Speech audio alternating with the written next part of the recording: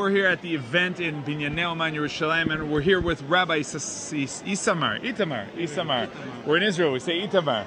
I know, but there's a million Itamars. I'm Issamar, that way I'm the only one. Issamar Ginsburg, impact marketing like you've never seen before, and it's obvious that we're first of all curious who you are, what are you doing, impact marketing. Tell us about what you do.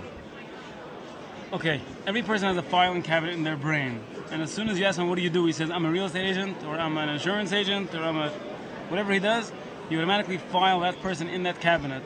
Unfortunately for most people, fortunately for myself, I don't actually fit into one of those files. That's good. What I do is, I'm not just a business consultant, what I do is I give businesses strategy for how to build themselves using psychology. If I had to make two circles, one would say business, one would say psychology. The place where the two circles meet, that little thing where you color in, that's where I live.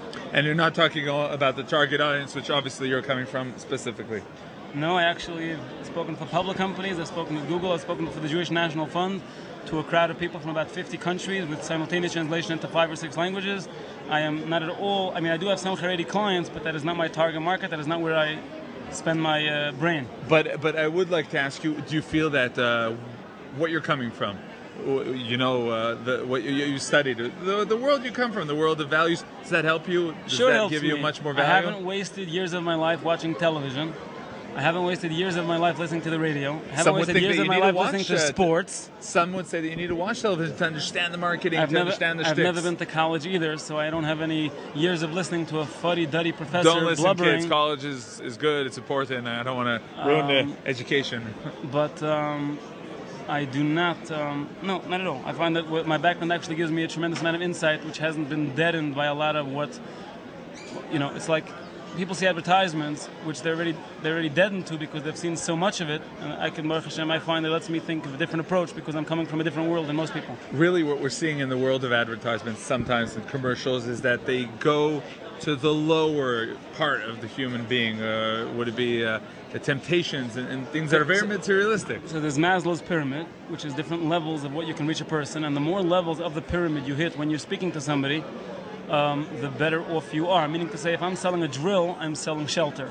I'm selling the fact you can build a roof over your house. If I'm selling a pink drill, then I'm already going to be selling it to a specific audience who not only wants housing, but they also want a good feeling about the fact that they like to have everything pink, so they can have a pink drill as well. So the more you can sell what you're selling, hitting more levels of the pyramid. You can Google the words Maslow's pyramid. This is not the time to explain what that is exactly, but the more levels you can hit in your advertising and in your deliverance of your product, the better off you'll be. Now, as an observant Jew, do you find yourself sometimes saying, well, guys, this is not really kosher for me as a Jew, as a frum Jew, a religious Jew? Do you find that happening sometimes? I have turned down many business opportunities and many consultations, including with other frum Jews who were doing something that I didn't feel was something I wanted to be involved in. Okay, so you're here not that it's necessarily not kosher. Just for example, certain kind of, let's call it herbal supplements I wouldn't be involved in. There's many different areas that maybe, a rabbi may say it's okay, whatever, but it's nothing I would want to be involved in anyway. Now you're here meeting the new immigrants. You participated in one of the panels. What is your message to these people here who are starting a new page in their life in Israel? And, okay, so I was on the main panel in which there was a different person to discuss each segment of making Aliyah. So one person discussed insurance, one person discussed the head of, I think, Kupat Cholim Maccabi, I believe, I spoke about business in this country. And the mayor was supposed to, was basically going to interrupt the panel at some point, so we had to make it as fast as possible. I had about 6 minutes. In those 6 minutes, I tried to cover 7 points. Now you're going to have to take your 6 minutes and make them into, 1 minute. There we go. So number one, I said, don't hide the fact that you made Aliyah, meaning to say, if you have a background, use it, be proud of it, because there are many people who made Aliyah from South Africa, from America, from Zimbabwe. I don't know how many there are from Zimbabwe, but anyway, that when they come, they're very happy to deal with someone who has a similar background to theirs and use it as a selling point instead of hiding it, because in any case, hiding it doesn't really work. The second thing I spoke about was that when you're trying to look for new clients, you should create an avatar. You should create my ideal client is an American living in Israel who has a business and has some money and is usually about 40 years old and, the more and lives in Beit Shemesh, let's say, the more you can build about what your client is like, your target client, the better your advertising can mirror that fact and the more business you'll be able to do, with Hashem's help.